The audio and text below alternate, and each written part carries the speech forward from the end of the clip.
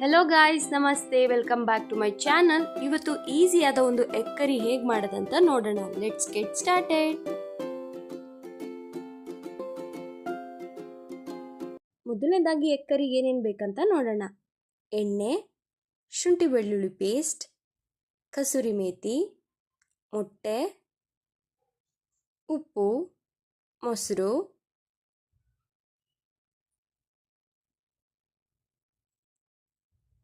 ಎರಡು ಸಣ್ಣದಾಗಿ ಕಟ್ ಮಾಡಿರೋ ಈರುಳ್ಳಿ, 2 ಟೊಮೆಟೊ, ಸ್ವಲ್ಪ ಕೊತ್ತಂಬರಿ ಸೊಪ್ಪು ಹಾಗೂ ಸ್ವಲ್ಪ ತೆಂಗಿನಕಾಯಿ ತುರಿ.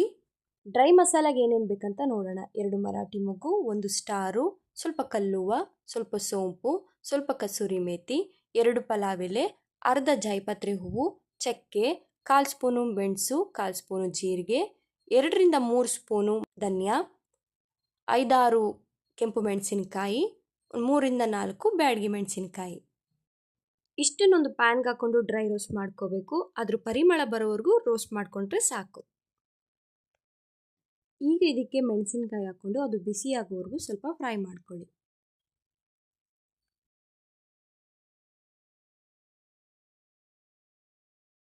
ಫ್ರೈ ಆಗಿದೆ, ಸ್ಟವ್ ಆಫ್ ಮಾಡ್ಕೊಳ್ಳೋಣ. ಇದು ತಣ್ಣಗಾದ್ಮೇಲೆ ಈ ರೀತಿ ಪೌಡ್ರ್ ಮಾಡ್ಕೊಂಡಿದ್ದೀವಿ. ಈ ಪೌಡರ್ ಯೂಸ್ ಮಾಡಿಕೊಂಡು ಚಿಕನ್ ಫ್ರೈ ಮಾಡ್ಬೋದು, ಪ್ರಾನ್ಸ್ ಫ್ರೈ ಮಾಡ್ಬೋದು, ತುಂಬ ಚೆನ್ನಾಗಿ ಬರುತ್ತೆ.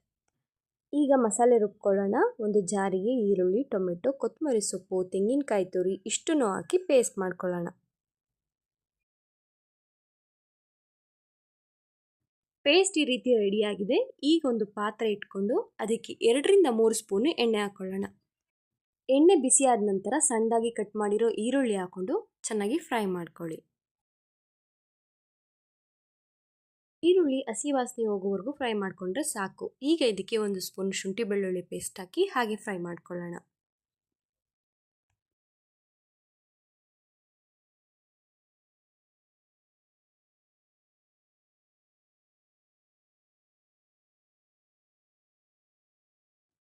ಈಗ ಇದಕ್ಕೆ ರುಬ್ಬಿರುವಂಥ ಮಸಾಲ ಹಾಕಿ ಹಾಗೆ ಎಣ್ಣೆಲಿ ಫ್ರೈ ಮಾಡ್ಕೊಳ್ಳಿ.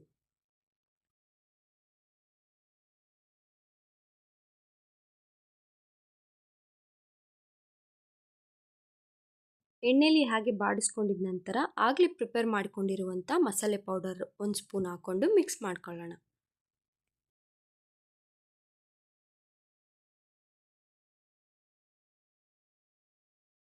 ಈಗ ಇದಕ್ಕೆ ನೀರು ಸೇರಿಸ್ಕೊಳ್ಳೋಣ. ನಿಮಗೆ ಗ್ರೇವಿ ಯಾವ ಕನ್ಸಿಸ್ಟೆನ್ಸಿಗೆ ಬೇಕೋ ಅಷ್ಟು ನೀರನ್ನ ನೀವು ಸೇರಿಸ್ಕೋಬಹುದು. ಈಗ ರುಚಿಗೆ ತಕ್ಕಷ್ಟು ಉಪ್ಪನ್ನ ಹಾಕ್ಕೊಳ್ಳೋಣ. ನಾವಿಲ್ಲಿ ಕಲ್ಲುಪ್ಪು ಬಳಸಿದ್ದೀವಿ. ಹಾಗೆ 2 ರಿಂದ 3 ಸ್ಪೂನು ಮೊಸರು ಹಾಕ್ಕೊಳ್ಳೋಣ. ಮೊಸರು ಹಾಕೊಳ್ಳೋದ್ರಿಂದ ಗ್ರೇವಿ ಕನ್ಸಿಸ್ಟೆನ್ಸಿ ತುಂಬ ಚೆನ್ನಾಗಿರುತ್ತೆ. ಹಾಗೆ ಒಂದ್ಸಲ ಮಿಕ್ಸ್ ಮಾಡಿ ಮುಚ್ಚಳ ಮುಚ್ಚಿ 2 ರಿಂದ 3 ನಿಮಿಷ ಬೇಯಿಸ್ಕೊಂಡ್ರೆ ಸಾಕು. ಮಸಾಲೆ ಪರ್ಫೆಕ್ಟಾಗಿ ಬೆಂದಿದೆ. ಈಗ ಇದಕ್ಕೆ ಮೊಟ್ಟೆ ಒಡೆದಾಕೊಳ್ಳೋಣ.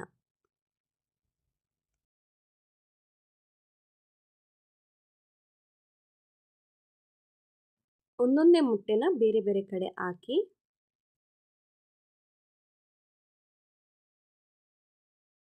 ನಾವಿಲ್ಲಿ 4 ಮೊಟ್ಟೆ ಬಳಸಿ ಮಾಡ್ತಾ ಇದ್ದೀವಿ. ಈ ಮೆಷರ್ಮೆಂಟಿಗೆ 2 ರಿಂದ 3 ಜನ ಸಫಿಷಿಯೆಂಟಾಗಿ ಊಟ ಮಾಡ್ಬೋದು. ಈ ಎಗ್ ಕರಿ ಚಪಾತಿ, ಪೂರಿ, ನಾನ್, ಪರೋಟ, ರೈಸ್ ಎಲ್ಲದಕ್ಕೂ ತುಂಬ ಚೆನ್ನಾಗಿ ಸೂಟ್ ಆಗುತ್ತೆ.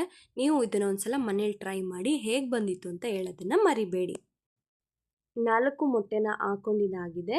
ಈಗ ಇದನ್ನು 2 ರಿಂದ 3 ನಿಮಿಷ ಮುಚ್ಚಳ ಮುಚ್ಚಿ ಬೇಯಿಸ್ಕೊಳ್ಳೋಣ. ಮೊಟ್ಟೆ ಒಡೆದು ಹಾಕೊಳ್ಳೋದ್ರಿಂದ ಬೇಗ ಬೇಯುತ್ತೆ. 2 ರಿಂದ 3 ನಿಮಿಷ ಸಾಕು. ರುಚಿಯಾದ ಎಗ್ ಕರಿ ರೆಡಿ ಆಗಿದೆ. ಹಾಗೆ ಘಮ ಘಮ ಅಂತ ಪರಿಮಳನೂ ಬರ್ತಾ ಇದೆ. ಹಾಗೆ ನಾವು ಮೇಲ್ಗಡೆ ಕಸೂರಿ ಮೇಥಿನ ಈ ರೀತಿ ಸ್ಪ್ರೆಡ್ ಮಾಡ್ಕೊಳ್ಳೋಣ. ಮಮ್ಮಿ ಈಗ ಇದನ್ನ ಒಂದು ಪ್ಲೇಟಿಗೆ ಸರ್ವ್ ಮಾಡ್ಕೊತಿದ್ದಾರೆ. ತುಂಬ ರುಚಿಯಾಗಿ ಬಂದಿತ್ತು. ನೋಡ್ತಿದ್ರೆ ತಿನ್ಬೇಕಂತ ಅನ್ನಿಸ್ತಿದೆ. ನೀವು ಇದನ್ನು ಮನೇಲಿ ಟ್ರೈ ಮಾಡ್ತೀರಾ ಅಂತ ಅಂದ್ಕೊಂಡಿದ್ದೀನಿ. ನಿಮ್ಗೇನಾದರೂ ಈ ವಿಡಿಯೋ ಸ್ವಲ್ಪನಾದರೂ ಇಷ್ಟ ಆಗಿದ್ರೆ ಪ್ಲೀಸ್ ಲೈಕ್ ಮಾಡಿ, ಶೇರ್ ಮಾಡಿ, ಕಮೆಂಟ್ ಮಾಡಿ, ಸಬ್ಸ್ಕ್ರೈಬ್ ಮಾಡ್ಕೊಳ್ಳೋದನ್ನು ಮರಿಬೇಡಿ. Thanks for watching. Love you all. Bye bye.